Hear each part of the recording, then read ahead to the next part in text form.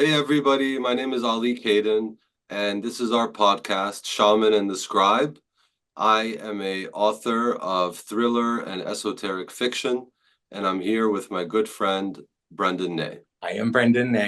I'm a shaman and a Reiki master, spiritual consultant, and uh, spiritual teacher. I'm excited that we're doing this together. Me too. And I think our first podcast, we're really gonna work out some of the kinks in this thing, and one thing we just worked out is the title, Shaman, the Shaman and Scribe podcast, which I think is pretty cool.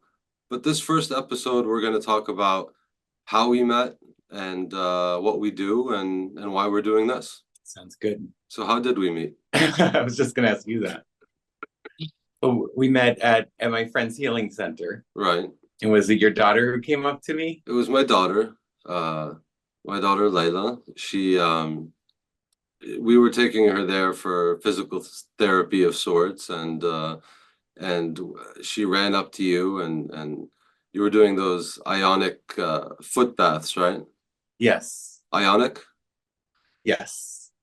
And she kept disrupting it and running up to you and sort of, being wild, as she usually is. And I was afraid that you were going to be mad, and you turned out to be really, really sweet. And we had a cool conversation. And, at that point in my life, I was looking for a shaman, and so it worked out really well.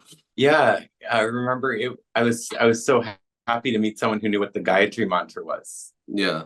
From my time in India and learning about Sanskrit and chanting, and I had never met anybody in the US who knew what that was, let alone taught it, so it was very fortuitous at the time. Yeah, I do teach. I also teach Sanskrit mantra, and that was my first time in the West meeting someone who already knew what it was. It sort of felt very serendipitous. Is that how you usually get clients, like in a serendipitous way? Totally. Yeah, I don't really do any marketing. It's all kind of word of mouth or meeting people like that, just out in public. Yeah, at that time, I had just done my first plant medicine journey, and my life was changing fast. And, I came out of that plant medicine journey, and I found myself really called to meditate, to pray and to meditate and to be spiritual and to be still. And so YouTube was my guru for a while. I just put on these different videos, and I did that for a couple of months. And at the time, when I had gone into the plant medicine journey, I was dealing with some personal issues professionally, physically, personally. I was overweight, was kind of depressed. Things weren't going that great in my day job. I write fiction under the pen name Ali Kaden, but I have an alter ego that I won't bring here. But yeah, after that plant medicine journey, the pounds were falling off, and I'm meditating in front of YouTube. And it occurred to me, like, I need a guru, I need a teacher, I need somebody to help me turn this into a real discipline. And so I'm so glad that my daughter, disturbed your ionic foot bath. Me too. Yeah, she offered me 2 plastic lizards. Did she? Yeah, and I love lizards. It was the sweetest thing. Of course you do.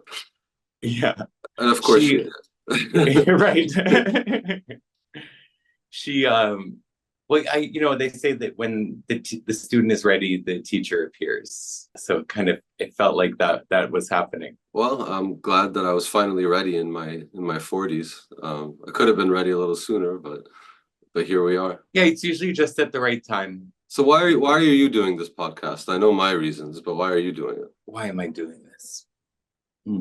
Well, hopefully to expand consciousness, and to bring spiritual practices to people who may feel intimidated by them, who feel like it's not for people with day jobs. I think that the combination of you and me together can make this path a little more accessible to like your everyday person. I feel like there's a huge need for contemplative practices shamanic practices in our society right now. Yeah, I mean, I think the world is changing and it's becoming a little bit more, the boundaries between cultures and religions and ways of sort of finding alignment within yourself are all blending together. And so I feel like it's a time where a lot of people around the world are ready for spirituality that's maybe not so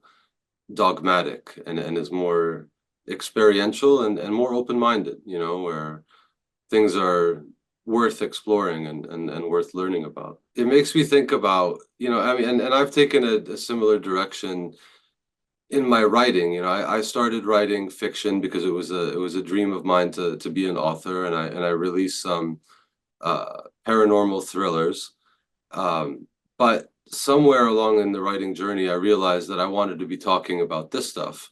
And I still write thrillers and I still, love those action stories, but I want the moral framework, the magical system, the magical backbone of the book to be based in some of the things that we talk about. And it's sort of indirect in my purpose for being here, and the title of the podcast sort of hints to this: Shaman and the Scribe. You're the shaman, I'm the scribe.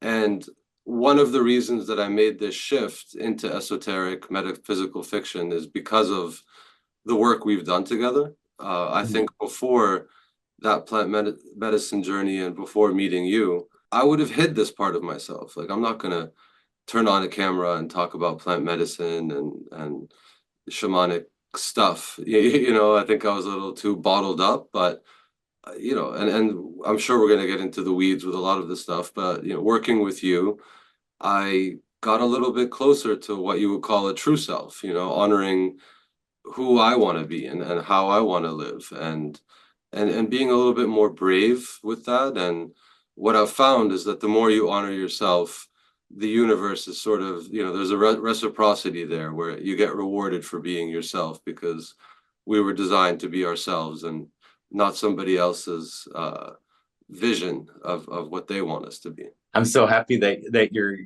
stepping into yourself more. And this for me too, like my practice, my daily life is like in one-on-one with clients, sometimes with slightly bigger groups of like 2 or 3, and there's something a little scary about putting yourself out there, especially the parts of yourself that you've hidden from the public. Right. I think that there's a lot of merit in doing that. And like you said, like the universe feels and sees and responds with encouragement and love when we step into our genuine true self, sort of allow our light to shine unfiltered. I love that. I remember early on when I was working with you, and you know me, I want to define and explain everything in intellectual terms. And so I was asking, how do you bottle up, what Brendon does in an elevator pitch? Like, how do you package it as like a short soundbite? And because there's a lot of different modes out there for self-healing and self-actualization. There's religion, there's therapy, and what you do has elements of both, but is neither. And it's and I ended up referring a lot of my friends to you. And what's funny, and I think it's part of the reason we're doing this together, is that when we formed this relationship, things started happening around us and for us in a strange way. And so prior to meeting you, I definitely did not have a long list of people who were looking for a shaman. But then I meet you, and then all of these people from past and present pop into my head for being good candidates for what you offer, and the people that I've referred to you couldn't be more different from each other. I mean, yes, a couple of them are sort of in the same industry, but otherwise very, very different people. And I would say the thing that they would all have in common is they all looked like they were at the precipice of personal change. They were all, or there was something that they needed to say that hadn't been said yet, or something that they desperately wanted to feel, except that awareness was on the inside and maybe not conscious yet, and I saw you as like if somebody is learning how to dive and they're standing at the edge of the diving board, over the swimming pool, and they just need somebody to push them off into, for their first jump, and for whatever reason, all these people, I saw them in that position in their lives, like they're ready to make some kind of leap, different kinds of leaps, different kinds of people. And I referred them to you, and they were all surprisingly receptive. And I've watched from a distance as they've all had similar personal transformations like I've had. And so I still can't bottle it up in a soundbite, but you push people off the diving board into towards being their real self, maybe is a good way to say it. Yeah, I like that way of saying it. I mean, it was amazing when we met. Something did happen. Like, suddenly, my schedule flooded with your friends, and each one ostensibly just seemed completely different. And my work is it's fairly simple. I mostly apply love and acceptance and give tools to sort of shed any fears or inhibitions about being one's true self. And it was really interesting because I've got, sometimes I'll see a client for a long time and they love the work that we're doing and they want to share Brendon with like all their friends, and they'll send a bunch of people and the work won't resonate like necessarily with all of the referrals. Like sometimes it does. Maybe like 1 out of 10 referrals will stick long term. And it seems like every referral that you sent to me has stuck. And it's funny, So yeah, and you tried to thank me for that, and I couldn't take credit for it because it seemed like they were just there waiting for this to happen to me so that I could pass it on to them. I was left with a very solid impression of you were just the conduit. Me, I was just the conduit. I was not the cause, I'm not to take credit for it. right. Yeah. I remember that. And I'm also not to take credit for any of the healing that happens. My role is sort of just sit in the light and get out of the way. Yeah, I imagine we're gonna have to talk a lot about what those two things mean. Sit in the light and get out of the way, because that sounds really simple, but there's a whole world of spirituality that could be discussed, around those things, and maybe even science and quantum physics too could be discussed around those two statements. Oh, Um, sure. yeah, but that was my experience. I learned to get out of the way, and I think that could take many different forms. And one of the ways for me that was the most clear, and I bet a lot of people come to you, they're looking for different things, clarity in their life, finding peace around a certain thing, abundance in various ways in their life. And that was one thing that was important to me, abundance, and it was important to me when I met you because I had just come off a long string of deals that I had worked really hard on that in my day job that just hadn't panned out the way that I wanted. And I had pinned a lot of my self-esteem and self-worth on the outcome of these things. And as a result, I was grinding, like sheer willpower. I'm going to make this person do that and this deal do this, and I'm going to make all these things happen. And this is my pipeline, and these are my sales goals, et cetera, et cetera. And none of it went the way I wanted. Right. And, the plant medicine journey, meeting you, and then sort of some of these changes um, that started happening in my life led me to a place where I said to God, the universe, whatever, I said, you know what? I'm not going to chase this stuff anymore. Just have it come to me, and I don't know where the confidence came. Actually, I know where the confidence came. The confidence came from being beaten down by failure. Like when I saw so fully and thoroughly that the good things that don't that happen are not because of what I do necessarily. I'm a participant and I show up, but it's not, I don't make things happen. Like I can be a farmer and I can put the seeds in the field. I didn't make the seeds, I didn't make the field, I didn't make the sun or the water, and I applied that sort of mentality to what I was doing in my profession, my day profession, and things took off magically. The partner that I always wish I had, that I could never, meet, showed up, and the deals that I wanted to be working on got done, and they were effortless. And that led to more people and more connections and more opportunities. And it was amazing. Like, I got way more from doing nothing, so to speak, than doing. But there was an element of trust and faith in that. And I guess that's part of what you mean by getting out of the way, right? Yes. Yeah, faith, absolutely. Yeah, our society really encourages hard work, like sort of instills this feeling like money comes as a result of working very hard. And I think that there's a lot of value in doing, and there's equal value in not doing, and sort of being in a vulnerable state of surrender and allowing something bigger than ourselves to sort of move us and come through us, so that we're vibrating at the frequency of the thing that we want, even before we can see it in our physical reality. Right. So vibrating at the frequency we want, what does that mean? So, say, let me see if I'll apply it to sort of the situation that you gave, where you were grinding and things weren't coming to fruition the way you wanted them to. You were probably, I assume there were some negative thoughts around your success or ability to achieve success. That energy, that feeling within you of not having what you want was growing. And so you're walking out into the world with this energy that I'm not getting what I want in life.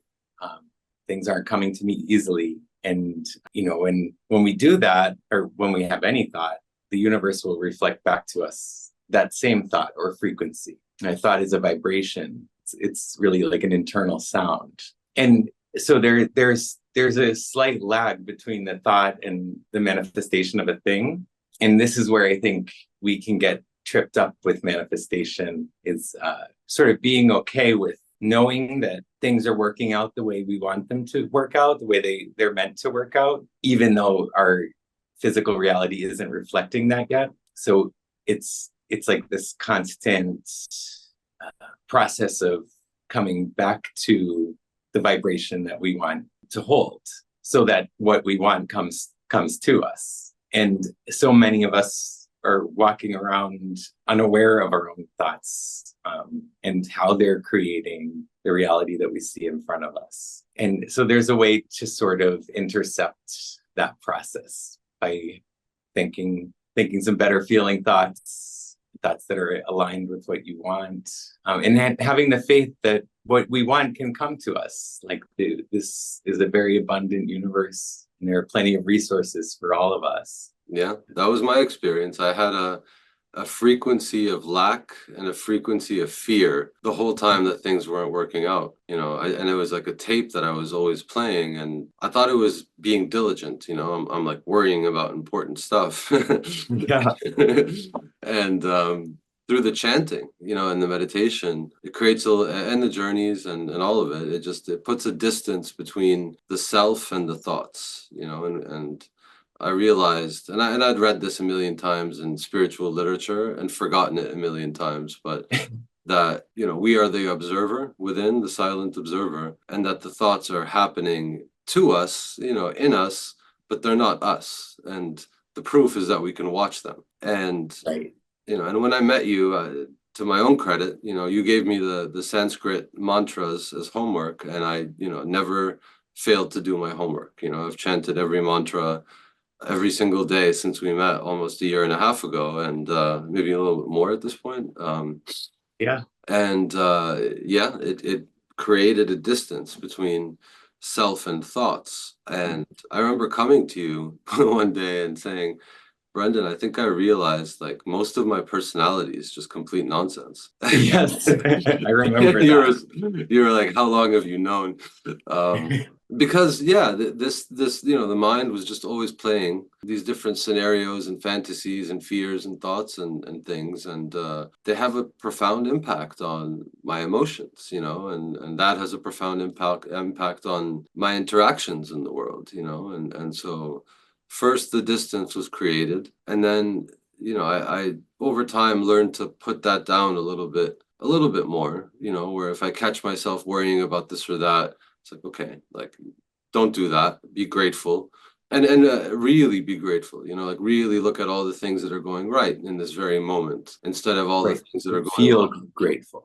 Feel grateful, yeah, and I've from you, thanks to you, learned to really cultivate a sense of gratitude about everything, the simple stuff. Mm. Oh, the sun came out today. I'm glad that it did. It'd be really bad if it didn't. And really Yeah. connecting with that and feeling that, yeah, and now I'm looking to make more ambitious changes in my life, and I'm not grinding my way. I'm really just trying to change the frequency to just a slightly different story. And how's it going? I think it's going well. Time will tell, right? Yeah, it looks like it's going well. Yeah. I think the one of the hardest things is becoming aware of thinking. Like there's so many automatic thoughts that we have in our culture. American culture really has put a lot of value on our thoughts, and not much value on meditation. Increasingly more value in that lately, I think. And I mean, it's easy to sort of go through life unaware. When we become aware that we are the creator experiencing itself through these different bodies, we can start to co-create, a reality that we'd like to see. Yeah, I mean, two things come to mind. One is that people don't really think about God as a process or an experience. They tend to think of him, as this masculine being that's sitting somewhere really nice, watching us in the not nice place, judging us, and and sure, maybe people can experience it that way, but there's another experience of God as a something that's happening. It's always manifesting us and the universe, and everything is constantly being created every single second and millisecond. And by quieting the mind, we can tap into that a little bit and feel the raw energy of creation and realize our edges are not as definite as we think, like we're fluid. We're just one big part of one big soup of one, and we get to feel and experience that one, and lose a little bit of individuality. And by losing individuality, we gain so much, and so many religions talk about it. You have to cultivate emptiness, stillness. There needs to be nothing is the prerequisite for everything. When there's nothing, then everything can come. And Yes. yeah, I love that stuff. Yeah, in shamanic traditions, the metaphor is the hollow bone, a, an empty vessel for that creative energy to come through, or the light. Chanting is a really great way to hollow out our mind and allow something more intelligent than us to work through us. Yeah. And that's why I'm writing this stuff in the books now, and I can give the Da Vinci Code as an example. That's sort of a suspense thriller story, and they use Christianity and the Vatican as sort of the magical backbone of the book. That's the mysticism that's there. And I want more stories like that, except it's more what we're talking about, where it's not so religion specific, and it's just there is a truth, there is an experience that is accessible to everyone, and all they have to do is turn off themselves to a certain degree to feel it. And because it's fiction and because it's going to be suspenseful, there are people who benefit from keeping that information suppressed. And then there are other more heroic sort of characters that want to have that information exposed and disseminated. And what I've found is that in the circles of people who talk about spirituality and talk about oneness and all the subjects that we're going to discuss, they tend to have an interest in ancient civilizations. And I love that link, and it makes sense because a lot of our ancient traditions talk about this stuff. And I think a lot of our ancient traditions are misunderstood. the very ancient ones, they're looked at as sort of pagan animal worship and confused. And then some of the newer religions on earth have been sort of very dogmatic. You're with us or you're against us kind of mentality. But there's another version of all that that's accessible to everyone, where everyone can come into their full power. And I think that doesn't serve certain governments and businesses and politicians and just the organizations that would benefit from keeping us uninformed and ignorant and in a state of perpetual need, whether that's, we need to make money or we need, external validation or whatever it is. And so I hope that these themes do translate well into the books that I'm writing, to show that there is a push and pull of, there's an energy trying to keep this stuff not known. And then there's a very big movement trying to bring this all to light. And the books that I'm writing are going to have links to ancient civilizations, whether it's Egypt or India or Native American. There are a lot of traditions that point at these truths. And by having the plots and the characters center around those locations, around the world and around those cultures, I think it'll be cool. And so that's part of my faith experiment of not just this podcast, but of my, of the writing separately, is that I'm going to step into my true self and I'm going to write these books and I'm going to trust that they're going to be good and that somebody's going to read them. Well, I think they're very good. And, you have an uncanny ability to describe very complex spiritual concepts and experiences. Your voice is important now because you have a deep spiritual practice and a deep connection with God, the light, however you want to name it. And you also have a very brilliant mind. And, you're a perfect bridge for the two. Well, thank you for the compliment. I've learned to take compliments and not deflect. But I'll also add a footnote, in my old style, that I can absolutely be an idiot as well.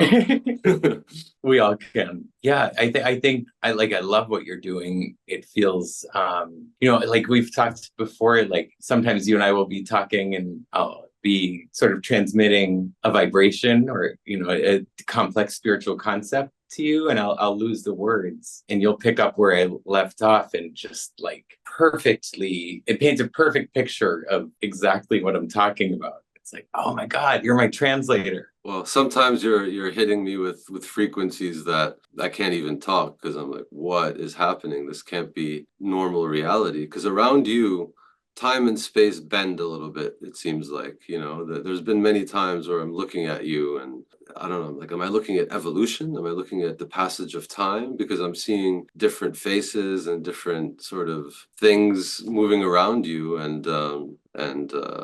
Yeah, it's, I can't believe that I got to experience that on a regular basis and that's just normal. Like, yes, I experience magic regularly. That's become a part of my life. I love that. Well, if whatever you're seeing, I think it's a result of your ability to see and maybe gifts my teacher gave me, and then the practices done regularly with discipline over time. They sort of bend the laws of our typically perceived reality. And so maybe you can sense some shape shifting or changes in the visual fields as a result of a particular vibration. I mean, there's changes happening right now while I'm talking to you, and I'm so curious. For somebody watching this podcast, 100 years from now, would they pick up on it? Maybe if they're sensitive to that kind of stuff. Sure, probably, right? I mean, I think so, because when I met you, your style is interesting because you don't. It's funny, right? 'Cause, like, if you're teaching meditation and meditation is the act of not thinking, essentially, then having a whole bunch of thoughts and lectures on it doesn't really give it to you. It can explain it to you, but it doesn't give it to you. You have a way of giving it. And it's hard to put that into words because it's not a tangible thing. It's just, it's a frequency, it's a light, it's an energy that's emitted and transmitted. And yeah, it's where was I going with that? You were kind of getting at, well, it's kind of happening right now. Like when it gets good, the words fall away. Right. Well, yeah, I guess that's sort of what I was trying to say is you taught me how to not think, but not necessarily by explaining things to me. It was different. And so I found myself, because my mind needs logic and explanations and diagrams and vocabulary, and I needed to find language that described what I was experiencing with you, because what I was experiencing with you was so intense. And so I found myself listening to gurus and spiritualists and teachers and people online on YouTube, that talk about this stuff. And I think I did get transmissions from the video and the audio, because there were talks where I listened to people that I've never met, but they're giving a talk on reincarnation or Reiki or whatever ancient civilizations. And there was a sense of synchronicity where I happened to watch the video that answered all the questions that I had at that particular point in time. And all that stuff was happening in my YouTube world, simultaneous, sort of coloring in all the questions that I had working with you. And it was too neat. It had just happened in too neat of a way. And some of the names, Sadhguru, the Indian guru from Mysore. I love his stuff and I listen to what he says. And then another spiritual influencer named Matthias De Stefano, and he talks a lot about past lives and sort of and everything in between. And from both of them, I took a lot of nuggets of wisdom and information, and it explained a lot of what was happening in my work with you. Yeah, I love both of those teachers. Yeah, I hope we get to meet them one day. Let's manifest it. Yeah, I'd love to go visit the pyramids or the stuff in Peru with Matias De Stefano. He does groups and group meditations and channelings and all types of stuff. And then Sadhguru, he has his ashram in Mysore, and he also does pilgrimages and seminars and stuff. And I think it would be really cool to do that together. I would love that. Yeah. So it is. So it is. And I'm from Egypt, so I could hook it up with the pyramid stuff. I mean, and I referred my aunt to you, and she's the one who introduced me to spirituality when I was a teenager. And when I was a teenager, there was a guru from India that came, and she led a meditation workshop outside the pyramid, in between the paws of the Sphinx, and then inside the Great Pyramid. And I'll never forget that. I had no idea what was going on, but I know that she sat us down for meditation, and that I was able to tune into something really weird. Like I didn't even know what meditation was, but I sat down and I got sucked into it. And I saw, and I still don't know what the meaning of this is, but I saw gold objects in the sky. Like I saw like hovering gold things and gold light, like just very clear and visceral. And when I opened my eyes, she told me what I saw. She's like, "Oh, and you saw gold things," and I was shocked at the time. And since then, I've learned so much about the pyramids and ancient civilizations and what and sound and all the things that the pyramids were used to do to raise consciousness. They had a vibration, that there was a lot of sound, chanting and healing and sound stuff going on in the Great Pyramids. And I know that now, years later. But so yeah, that was a long meandering way of saying, like, we're gonna go meditate together in the Great Pyramid. Yes, we're doing it. That's a good example of like, the meat of this work is experiential. So even though young you didn't know much about any of this intellectually, like you had a direct experience with beings coming into contact with you that was clear enough that a teacher could see what you were seeing, reflect that to you correctly. Yeah. And once you have one of these experiences, you just want to tell everybody about it, Yeah. Because I went to India with my aunt after that. And we went to Sai Baba's ashram in south of India, in Puttaparthi, and he was, otherworldly. And I had a lot of experiences there at his ashram. And then I came back. I was, years later, I was in college. I went a second time to India, and then when I came back, I was in college, and I had taken up meditation pretty seriously, and just to see like how far can I take this. And it didn't take long. After 30 days, I had a meditation that was extremely profound, where I lost all sense of body and self, and I was just this infinite, floating, blissful everything experience that is so different than being human. Like that for a while my consciousness was just something else entirely, and it was blissful, and it was expansive, and I'll never forget it, and even though I haven't necessarily hit that state in meditation the same way, since then, it's been a long time. It's unforgettable, and it's always a footnote in my mind that, if you go within, there's a place to go. Like, something does happen, and it's not something kind of happens or you'll kind of feel it. Like, no, it's very real, and it feels more real than this reality when you Yes, when you touch it. it is. It does feel more real than what we see in the physical reality. To expand beyond 3 dimensions, you hear people talking about DMT experiences, and they explain them almost exactly the way you explained that deep meditation experience. It turns out DMT is released during meditation. So, whether someone opens the door and touches the light through meditation the first time or through plant medicine, it doesn't really matter, because that soul will never look for anything else or never be satisfied with anything else. DMT is one of the chemicals in ayahuasca. Yes. And my experience is and it's one of the chemicals that's released when we die too, right? Yes.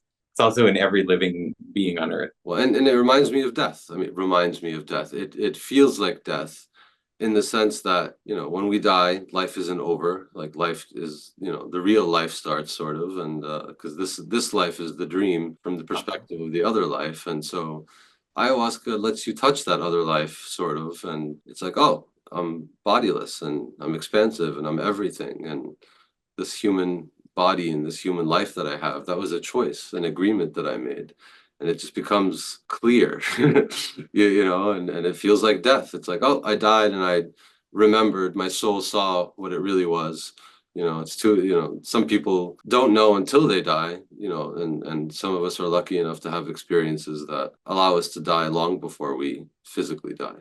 I think that's ideal. As morbid as it sort of sounds, it's kind of what we want to go for before we end up leaving our body for good. The soul is infinite. Life is infinite. The body has an expiration date. And I don't find mortality to be so morbid. I used to, but I like talking about death, and being very aware that this body is not going to live forever, and it could die tomorrow or in 50 years or 100 years or whatever. But just having that awareness allows me to live a little bit more mindfully. And then really knowing, not just hoping and believing, but knowing there is something after this, because I've been outside of this, enough to You've know touched that, it. yeah, it's not as scary. And that's why I wrote that nonfiction book, for my daughter mainly, explaining some of the stuff, because Oh, an eccentric father's guide to the universe, or guide to everything. to everything, yeah. Oh, that book's so good. Thank you. Anyone watching this should read it. Yes, everybody on Earth should read it. Everyone on Earth. Everybody should buy 10 copies right now. Yes. Yeah. It really is a great book. Yeah, and I wrote that for my daughter because it's hard, as a parent. Like, I know that I'm gonna die, and it's gonna be hard for her, and it was hard when my mom died, and I want her to have a lot of knowledge and understanding around that, so that it's expected, it's accepted, it's not scary, it's not this thing we never talk about until it happens, and then it's this tragedy. I think there's a different way to handle death, and it doesn't have to be grim. Totally agree. Yeah. I'm thinking about the Tibetan practice of meditating on the decay of the body as sort of a way of having an experience of the impermanence of everything, and a way to practice our death before it happens, so that we can do it mindfully in the end. Yeah. And the prayer beads with the skulls on them. The skulls remind us of that impermanence. Yeah, I love the Tibetan use of skulls and their iconography, and I love the Tibetan Book of Living and Dying. That was one of the books I read as a teenager by Sogyal Rinpoche. He takes a lot of Tibetan teachings on death from different perspectives, how to handle the body, how to handle people who are dying, but also monks in their tradition that can lower their heart rate to such a level that they simulate death in the body and allow the soul to travel through the next places and come back and tell us about them. And that stuff is fascinating to me. And I've always been drawn to Tibetan religion and culture. There's something special going on there. They are definitely in touch with reality. Well, we should probably wrap up. I think we've been doing this for what, a little less than an hour. Do you like the name Shaman and the Scribe podcast? Does it work for us? Do I like it? Yeah. I like it. So that's our name officially, Shaman and the Scribe. Yep. I like it. That suits us. Yeah. So do you think we should have any closing notes for this first one? Well, I just want to thank everyone for listening. And I hope that anyone who listens receives whatever it is they need today, whether it's in words or in a vibration. And I just want to send all of my love out there into the universe, and I hope that it's felt. Thank you. Thank you. I guess we'll see everybody on the next one. Thank you for listening. Blessings to you, and have a great night. Blessings.